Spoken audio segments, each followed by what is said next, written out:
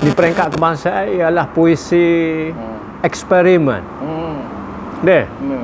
Tokoh yang Sirai Awak tu siapa? Agi tu memanglah layak pun bila-bila sebab dia dah penerima dah sebagai sastrawan negara sekalipun. Dan di Indonesia sudah banyak diketengahkan puisi-puisi eksperimen tu. Macam Sutarji dah orang tu lebih dahsyat lagi dia punya Danarto kau siapa dia dia. Dia punya eksperimen cerpen tu tidak konvensional lah. Dia terbaru pula ada ni Datuk Jasni. Dia cuba fokuskan apa tu puisi esei. Oleh apa Dani apa nama JA ke apa tu di Sabah. Tapi lebih dulu ataupun semasa ialah Profesor Fizik UM Wan Ahmad, Dr. Wan Ahmad Tajuddin Wan Abdullah. Dr. Wan Ahmad Tajuddin ni ialah buat eksperimen. Ialah puisi dalam bentuk fizik. Fizika, metafizika. Yang maknanya bukan puisi biasalah. Eksperimen lah. Dia tak mahu kata eksperimen tapi dia ada istilah bebas ruang. Adalah teks buku tu betul-betul dia sama terbitkan dengan saya. Saya lapan puisi, lapan saja budak tepi sungai. Identiti saya kapu asal saya di Kapu Betong lah seberapa sih masalah tu. Don Salo lah juga. Parlimen Kebakian lah. Tok Wakil dulunya dua penggak Datuk Usam Musa lah. Kemudian baru sekarang ni PRU 14 ni PAH tu lah apa Datuk Ismail Mat ni sebagai calon yang tewas lah. Calon UMNO.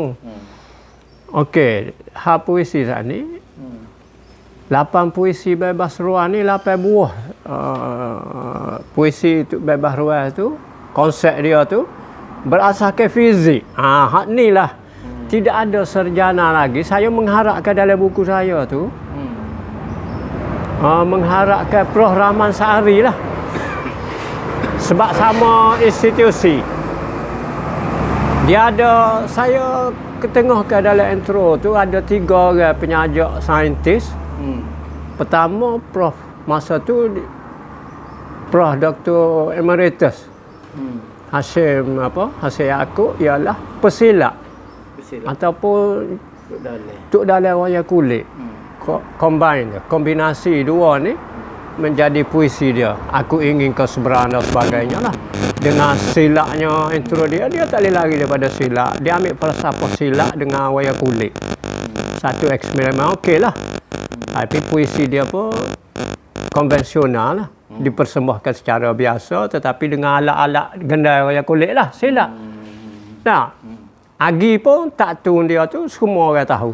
Tetapi kenapa Wan Ahmad Tajuddin ni tidak langsung diketengahkan? Sedangkan secara konvensional ada sajak dia pernah dijadikan teks SPM.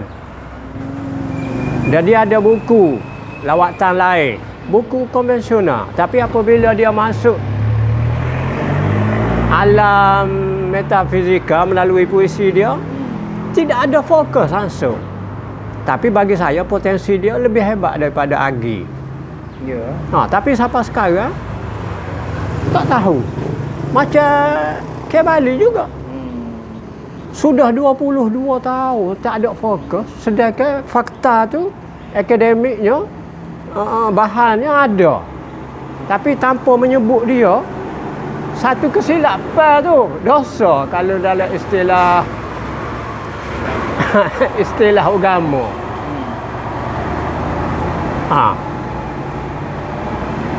Padahal pusat lah Universiti Melaya ni profesor terbaik di dunia Melayu sastra duduk di Universiti Melaya. Ada dulu pesarah saya kebetulan. Abdullah Tahir. Abdullah Tahir pun UM juga. Betul. Dan Abdullah Tahir ialah untuk pengetahuan mungkin pada Ramli pun tak tahu. Saya pun juga apabila sudah beberapa saja saya disiarkan dalam akhbar majalah, cukup sebuah antologi dah, saya pun mengaju manuskrip pertama untuk diterbitkan di BP. Tetapi dia ada penilaian luar. Penilaian luar ni ialah Abdullah Tahir, arwah Abdullah Tahir. Apa yang dikatakan Abdullah Tahir sampai sekarang saya ingat. Maksudnya gini je, sajak-sajak liur kering, bunga bahasa. Tak ada bunga bahasa. Tetapi sajak dia berkesan sehingga boleh dipahami oleh budak sekolah pun faham. Tapi berkesan. Berkesan je. Berkesan sampai bila-bila. Dia beri contohlah di pengkalan sungai. Saya tengok di rumah tebing Wek Rapa. Dia sebelah dengan kapal asal saya saja tu. Kapal Jihar ya, Wek Rapa tu, sebelah ni, Kota Baru. Dia Pasimah kan? Saya selalu pergi rumah dia, saya tengok dalam imaginasi, dan tengok dalam mata kasar pun saya nampak. Kalau saya laluan tu. Itulah isi sajaknya. Saya jalan bawah pokok buluh yang teduh, jumpa dengan burung terbang, berkeliaran. Sangat berkesan. Diulah oleh Abdullah Abdullah Tahir lah. Tapi dah saya tahu keren tu, saya buat apa ikut orang yang putih-putih tu, memang saya nak lari lah. Sebab Usman Awal ni dalam dunia Melayu ni nombor satu lah. Ataupun yang kedua, kalau nak nombor dua kat Dharma Wijaya. Tapi dia sajak bahasa kan. Saya nak menyampaikan isi juga. Memanglah dalam karya sastra dia tengok elemen kena ada. Itulah. Satu isi. Isi lah. Yang kedua struktur, bentuk saja tu. Yang ketiga bahasa. Tiga elemen ni kena ada. Masalah penulis-penulis kita ni banyaknya kadang-kadang dia tumpu pada isi. Sebab dia ada usul nak mengajar Tapi ada orang isi. betul lah. Apabila pendekatan tauhid atau kata sepupu Pandiasan ni, dan orang tak suka dia pasal dia seolah-olah menghentam orang. Padahal dia kata kepada karya. Setelah dia ni lebih unggul bagi saya sebab dia baca karya dia nak kritik. Berbeza dengan lawan dia pula tak baca. Pakai ambil hak sedia ada. Kata gitu. Tapi hak sungguhnya kalau kita ikuti betul-betul, Fatimah Bosu sendiri ke ataupun siapa-siapa sendiri teruk kata kau Pendi ni. Sebab dia secara perbandingan dia ni lebih rendah. Pendi ni lebih rendah. Pendidikan setakat MA, orang lain PhD. Tapi dari segi berbahasa Inggeris saya rasa pembacaan tu ni lah tak guna langsung. Dari segi kaji bila kita mengkaji puisi, tiga elemen ni kita kena tengok. Saya sebut ada isi, struktur, bahasa. Kadang-kadang orang dia main struktur, eksperimen struktur, bentuk. Ada demo visual lah, posisi miring sini, miring sini. Betul. Dia main dia struktur. Hak itulah kesimpulan hak kata berasaskan tauhid ni sudah ada ketetapan ataupun ajaran Quran dan hadis tentang penyair itu sendiri sudah dijelaskan. Ialah orang-orang yang sesat kecuali diikuti ditulis oleh orang yang beriman dan beramal saleh. Kita kena cari siapa contoh pengarang Islami. Yalah, contoh-contoh yang terdahulu ya, tak boleh kita mengaku diri kita Di sendiri. Nusantara kan, Hamzah Fansuri. Ha, betul. Tak. Yang kedua Amir Hamzah. Itu Amir lama. Usia ni. Kalau sebelum tu lagi, sebelum tu baru kita lebih kurang. Betul. Tapi awal lagi Jalaluddin Rumi. Ya. Dia penyanyi Islam, dia menulis tentang isinya Islam, bentuk Islam. Macam Jalaluddin, dia suka pada dia baik apa ni? Rumi ya. Dia suka pada Rubai. Rubai pun dia ada ciri dia tersendiri. Dia ada bentuk dia. Dia ada bentuk dia, bentuk yang khas lah. Kalau lari daripada semacam pantun. Tapi kita perlu perkembangan masa ialah inovasi. Kalau kita tengok bahasa. Inovasi lah. Kita tengok bahasa pula. Macam Fansuri. Bahasa dia simbolik. Penuh dengan tafsir. Tu. Lepas tu selesai dah betul lah. Memang tidak ada orang membantah. Kita baca banyak modern sendiri pun ada yang betul yang bersifat tersurat. Cuma gini ya, sekarang ni tak ada di Malaysia dia punya pelopor. Misalnya hak kata tadi kalau puisi Islam sudah ada orang lain pula. Siapa orang anggap Sutarji pun Islam. Dia memanglah siapa mereka. Dia ni dulu amalan dia semua seluruh Nusantara tahu. Dia terpengaruh dengan lipo Cina ni, dia kena minum arak. Dia amalkan. Dia amalkan. Tetapi dalam masa yang sama sudah berhenti. Dia guna apa? Dia guna harmonika ke persembahan baru tahun 90-an tahun 20-an ni ya. Dia kembali kepada dia pergi naik haji Mekah dia juga. Ni penulis Islam bukan nak pelekehkan orang itu tapi kena pergi. Nah. Maaf dah. Itu saya kata. Dia guna bentuk syair kan. Isinya. Betul syair. Syair pun kalau orang Indonesia tadi dia ambil syair dalam ciri yang lain. Dia tidak ambil pak-pak baris. Tapi dia mungkin persamaan baris di hujung saja. Dia banyak baris. Dia ambil ciri. Dia satu lagi syair tidak berdiri dengan serangkak dua rangkak. Dia bersiri-siri sejarah. Satu naratif yang panjang. Tengok syair Siti Zubaidah. Tengok syair itu sebuah kerajaan.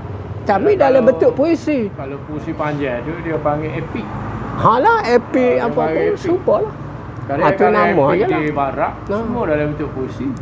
Tapi sastra epik di Nusantara ada bentuk puisi. Macam di Zubaidah. Tapi ada bentuk prosa. Seperti Kayaan Tuah. Kayaan Tuah pun orang kata epik. Tapi kalau kita lihat apa definisi barat, epik mesti dalam bentuk puisi. Macam syair. Ni lah saat ni. Betul ni. Aku mi tengok apa? Contoh Kemala buat penyair. Dia tajuk dia punya Sastrawan Negara ni apa dia? Antologi puisi tu.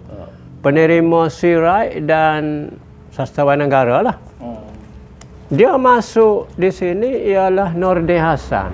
Nordin Hassan ni bagi kita orang umum bahkan sastrawan negara pun cerita. Tetapi dalam ni tak puisi.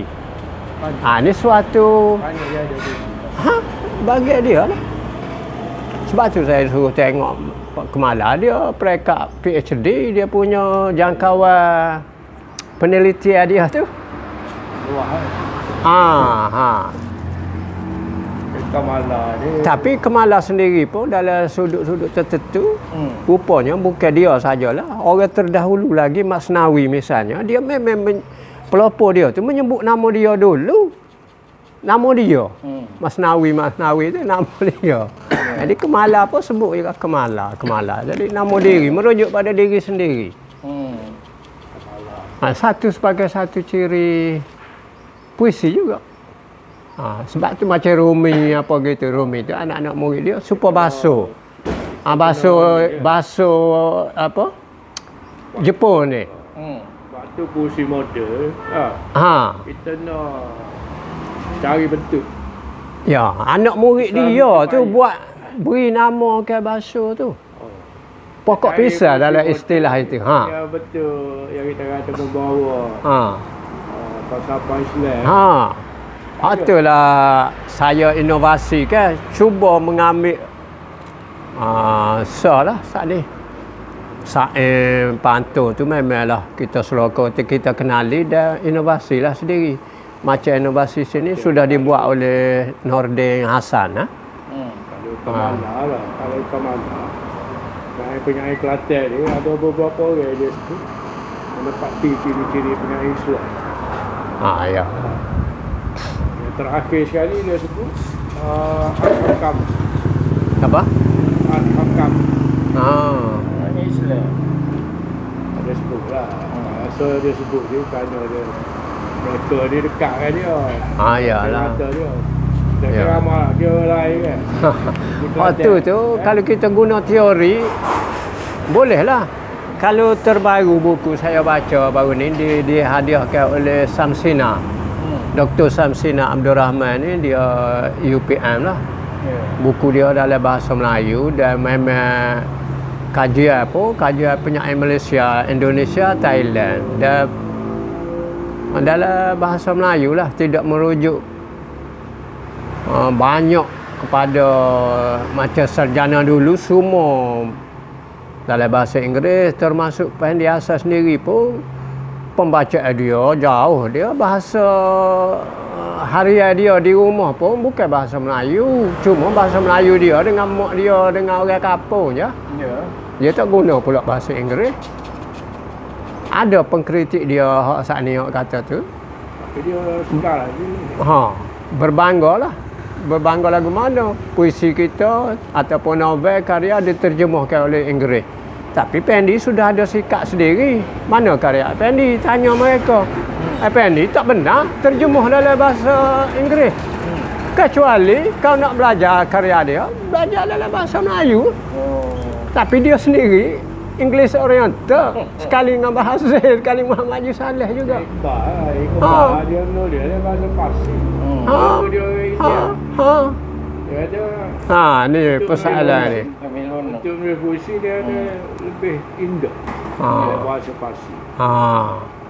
Orang terjemah tu kemudian. Supalah hak saat ni Lim Sweeting, Kebali, puak-puak Awal Abdullah pun. Dia lebih indah, lebih puitis dalam bahasa Melayu ni. Ya. Dia berfikir membesar kan. Dia membesar latar belakang dia tu. Dia jadi Iqbal. Jadi Iqbal. Iqbal tak lah bahasa India dia. Dia bahasa Arab. Dia dah siap. Sebab itulah musuh dia ke ataupun orang yang tak senang saja. Kritik Abdullah Musi, Tali Baruk dan sebagainya, memanglah betul je, tetapi dia Islam nombor satu sebenarnya. Dia mak dia tu Tamil ni. Tamil, tidak ada kena-mengena dengan Melayu. Bapak dia Arab. Betul-betul sama dengan Kebali. Saya royak dah kali kan. Siapa dia mak dia? Orang sial. Ayah dia orang Cina. Tapi bahasa dia, jiwa dia Melayu dan Islam. Indonesia dia konkretik kita ada dua kumpulan. Satu yang mengatakan sastra ni mesti isi tu. Mesti apa? Hebat. Ya. Ada satu kumpulan lagi. Dia kata bahasa dan struktur tu kena hebat. Tapi mereka pun kata isi, kalau lagu tu adalah dia lancang juga. Ada pengkritik ataupun di pihak yang tak suka itu ni. Dia kata macam mana alasan dia? Kalau macam tu lebih baik kita tulis buku agama. Kitab-kitab agama. Bukan karya. Ke situ pula. Sedangkan dah memilih sastra ni adab dalam bahasa Arab. Saya pun tak tahu, tetapi saya tahu dalam bahasa Melayu ya. Tidak mendalami lah. Cuma tahu sepitah lalu bahasa Inggeris pun sekadar memahami. Ya, sebab dia tengok gini, sebab bila kita melihat falsafah, isi tema tu dalam konteks dunia. Kalau dunia ni kita tahu kita ada berbagai isu je. Ada meaning lah. Ada ni macam-macam isu. Jadi bila kita rujuk pemikiran dari sudut isu, dia jadi subjektif. Orang Islam dia akan kata Islam benar. Orang Kristian dia kata Kristian benar. Jadi dari segi isi konten ni dia subjektif. Dia membezakan mutu karya tu, plot dia, teknik dia, bahasa dia. Itu yang membeza. Yalah, sebab tu Sahnung dulu dia kata, dia definisi sastra Islam ialah dari orang Islam kepada Allah. Tak? Kerana Allah lah. Kerana Tuhan, kerana Allah, daripada Islam. Ada orang tak setuju. Tak setuju sebab banyak juga di dunia ni orang bukan Islam menulis dalam nilai tinggi lah. Nilai murni itu ialah nilai Islam sendiri itu. Macam orang Jepun, orang Jepun kebersihannya dengan kegigihannya. Amalan ni tak ada pada orang Melayu ya. Nilai Islam. Nilai Islam ni.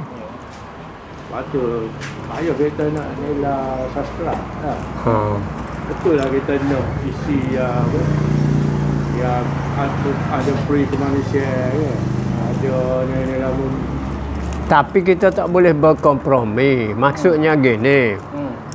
Ada juga sastra besar ni yang pendiasa kritik ni membenarkan penghinaan kepada Rasulullah ataupun hadis-hadis. Ya terang-terang dah larangan. Tapi kita cuba nak macam melawan. Masalah lain katakan isu sebenarnya isu itulah isu Salman Rushdie. Ayat-ayat syaitan. Jadi supaya melanggar, tulislah kita juga orang super ni. Tak boleh ni bagi siapa-siapa pun. Penyakit Islam. Tapi kenapa barak tengok ni? Kenapa orang barak tengok dalam Rubi? Satu penyakit jadi iktiraf oleh UNESCO. Sebagai penyakit warisan dunia. Kenapa barak boleh tengok dia? Sebab pemikiran dia walaupun Islam, tapi mempunyai logik-logik dia boleh diterima oleh barat. Macam kalau dia kata soal lagi pula dia kata orang bijak nak ubah dunia, tapi orang yang lebih bijak nak ubah diri. Jadi puisi dia tu sangat dikagumi statement dia oleh barat. Bukan itu saja orang lagi. Jadi orang barat pun banyak kaji Jalaluddin. Akhirnya menerima Jalaluddin sebagai penyair dunia. Jadi sini letak satu objektif dalam penulisan kita. Tak kira agama mana lah. Tapi isi karya dia tu, kebenaran isi karya dia universal. Macam patutlah kita kata. Dia baik dia kena juga. Patut. Semua orang terima tu. Kita kena apa? Ya, agama mana? Kalau di sini estetikanya nilai murni lah. Nilai murni lah. Nilai murni. Jadi persoalan lah dalam apa? Sastra Malaysia sendiri, dunia sendiri. Macam contoh dia Khalid Gibran tu. Khalid Gibran ni penyair Muslim. Ayah lah. Tapi karya-karya dia tu kalau kita baca mempunyai logik-logik yang kita boleh terima. Tapi bagi orang tak sufi, tolak. Kelompok sufi sendiri pun ada beberapa banyak juga kan. Katanya ada satu dia kaum jaya dia tentang dia orang ni sama-sama Islam. Akhirnya dia berbeza dari segi pada hak cuti. Berbeza segi. Kalau kita di Malaysia ini pun aliran-aliran agama ni, ada yang berdiri, ada yang tertanda. Kadang-kadang dia ikut parti politik. Ini Tulislah dulu sikit. Tulis apa? Tulislah sempena hari ni 3 hari bulan 440 tu. ada pek. Habis ya? Ambil dah? Habis. Balah, cukup banyak-banyak apa. Ini Nasuri ni. Oh, Nasuri apa-apa? Bagi pihak dia. Bagi pihak dia lah. Mana kita nak